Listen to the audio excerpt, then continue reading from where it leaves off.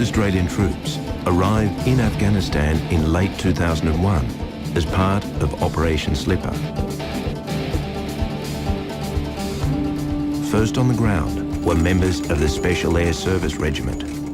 Their mission was to hunt down members of the Taliban and Al-Qaeda. September 11 occurred, and within about 2 months, in fact less than 2 months, we were operating on the ground in Afghanistan. It was not a simple task.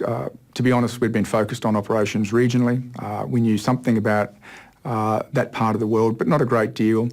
The maps that we had of Afghanistan really weren't particularly useful. We knew there was a mine threat, but when we had a look at where the mines were, essentially it was red dots on a map that covered most of the country.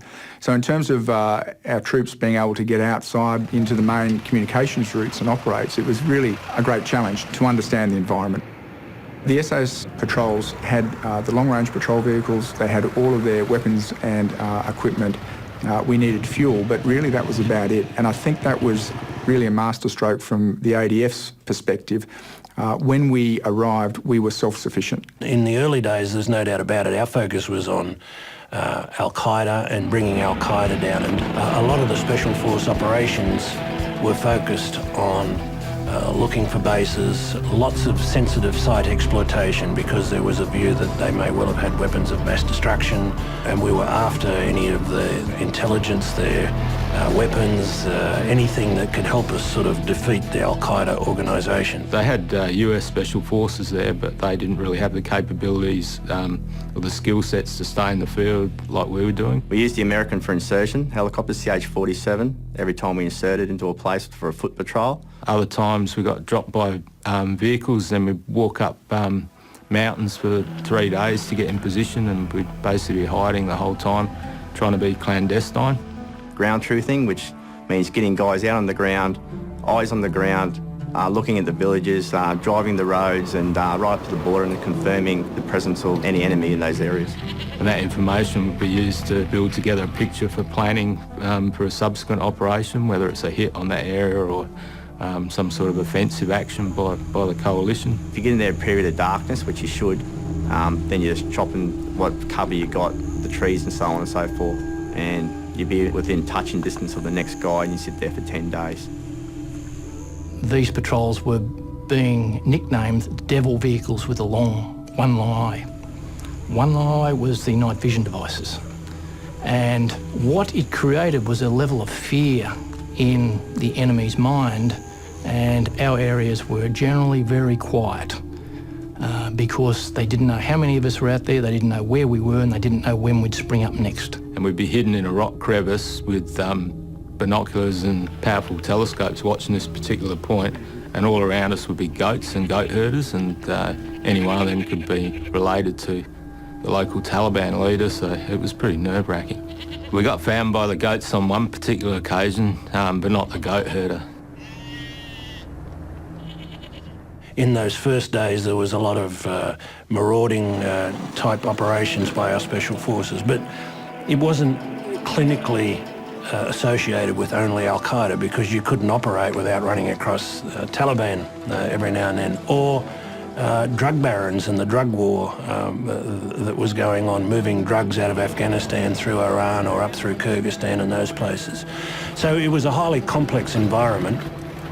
And we were right throughout the Helmand Valley. It was at that particular time on the 16th of February when Sergeant Andrew Russell, the first casualty in Afghanistan, was killed when his vehicle drove over a mine left over from the Russian occupation days.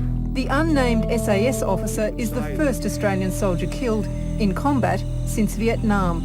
Our hearts go out to his loved ones. We all mourn the death of a good and brave soldier.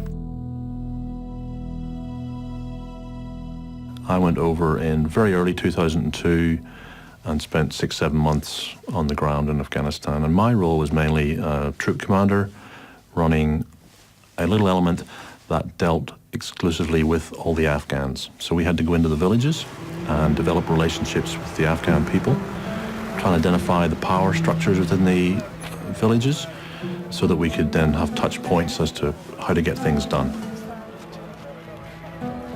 Had about 2 or 3 teams doing that all through those different provinces, trying to be as discreet as possible so as not to cause offence to the Afghans.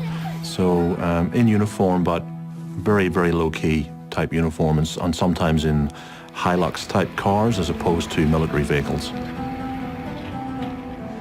It was all about talking first. Try and talk first, work out where Al-Qaeda might have been, who were supporting Al-Qaeda, are there routes that Al-Qaeda might be using that are adjacent to the border.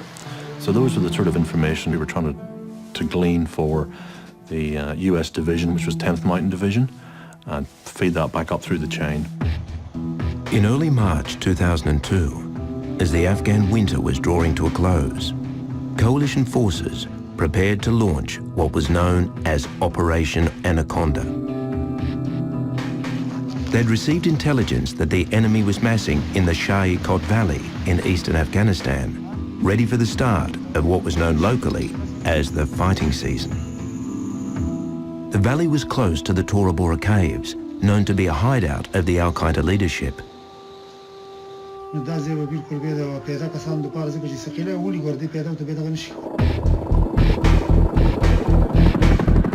As coalition forces headed into the area, an Australian SAS patrol team provided surveillance from high up on a mountain ridge. Two other Australians were embedded with American forces to make sure they weren't mistakenly targeted.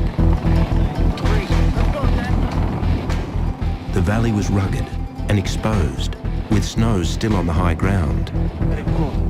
The enemy was found to be well equipped and in greater numbers than expected. The Russians had twice been defeated in the same valley. The Allies knew this wouldn't be an easy battle. Getting up those mountains itself was a massive effort, difficult to breathe, very cold. The temperatures were like 15 below Celsius without wind chill, constantly living up in that snow line. Up, as I said, in excess of 10,000 feet, some of the patrols were. Jock Wallace was my signaller, and he did that really well. Clint Palmer, I had known for years. Clint and Jock would have been paired together for this important task of liaising with this US element that was going to be operating in the same area as our SAS elements. And it was through that assignment that both Clint and Jock found themselves on the valley floor during Operation Anaconda. 10 minutes after the first of the 87th landed on the ground and started to move in a northerly direction, they were contacted from the rear. That subsequently, over the next 18 hours, led to them being surrounded on three sides, being engaged continually with mortar fire, heavy weapons fire. When a rocket-propelled grenade passed just to the side of Clinton and landed on the ground, they realised that they were in a very precarious position.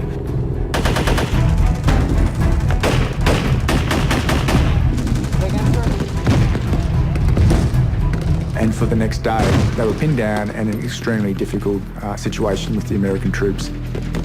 Exposed and surrounded by casualties, embedded Australian signalman Martin Jock Wallace manned his radio for 18 hours, calling in air support and helping the wounded. He would later be awarded a medal for gallantry. They ended up with something like, I think it was in the order of 30 casualties before they eventually got out around about midnight that night in two helicopters. Operation Anaconda lasted for 16 days. The most intense fighting took place on a mountain known as Taku Gar. 2 US Chinook helicopters were hit. 6 American soldiers were killed and many others wounded.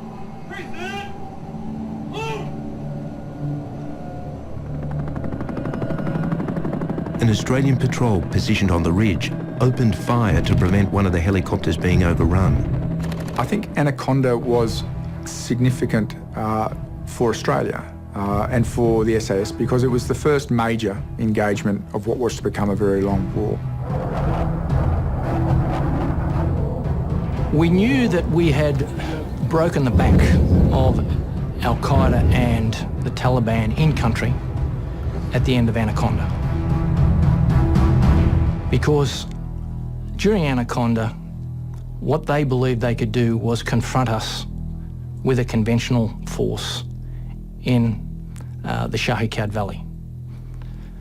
After 2 weeks of that battle, they withdrew, having suffered heavy casualties, and they withdrew right across the Khoust Valley into Pakistan. As 2002 wore on, the Taliban were on the run. Hamid Karzai was installed as Afghanistan's interim president. Coalition forces were busy gathering intelligence and developing an understanding of the Afghan people and their allegiances. For Australia, the threat was about to shift much closer to home. On the 12th of October 2002, 2 bombs exploded in a popular nightclub district of Bali. 202 people were killed, 88 of them Australians.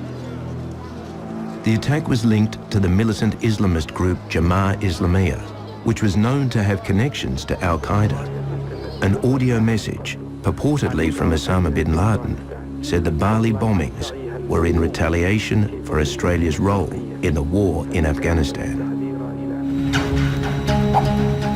By the end of 2002, the war on terror had reached a fork in the road.